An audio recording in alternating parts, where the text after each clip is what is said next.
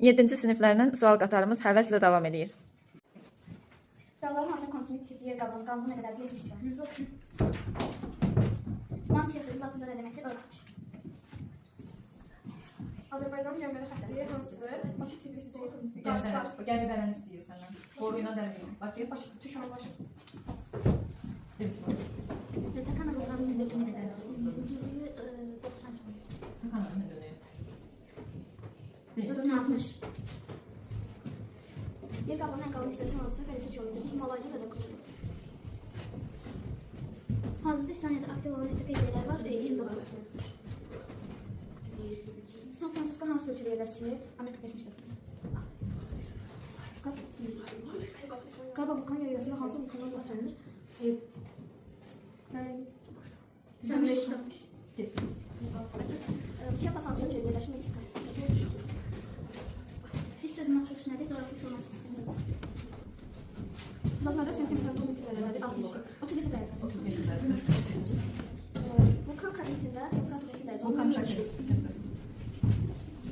Chiapas əyaləti neçə qida məhsulunu ixrac edir? 63. Şimdi 70%. 70% renk var. 70%. Dünyanın ən böyük aktiv vulkan hansıdır? 24 imtihan kapalı. Kazakistan, Rusya, sonra Türkmenistan. En büyük Türkmenistan diye geldi bunlar. Sönmüş vulkanlar hansı vulkanlardır? Çox qədim zamanlarda yanan vulkanlar və yanmasa kömək etməyən vulkanlar. Fosfayın aralığı neçə kilometrdir? 92 üzəri.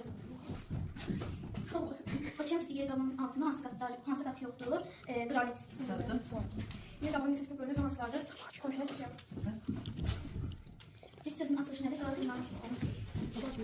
Bilən tərkibində hansı maddələr var? Dəmir, bir də nikl.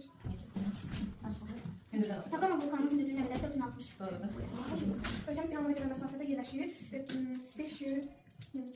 765. Yerdən gəlsin, yəni səs gəlməsin, yaxşı. Chiapas hansı ölçüdə yerləşir? Meksika. Hazır İslamiyədə neçə qeydiyyat var? 29. Yaponiya neçə seismograf cihaz quraşdırdı? 5 min. Ben de sen tut. San Francisco hansı ölçüdə yerləşir? San Francisco. Amerika Birləşmiş Ştatları. Yaxşı. Yəni belə sürəyə hər qədər davam edirlər. Litosfer nədir? 25 qatı. Doğrudur. Azərbaycan hansı regionda yerləşir? Mərkəzi Asiya. Asiya regionu, hansı region? Qafqaz, Cənub-Qərbi, yəni Qafqaz regionu.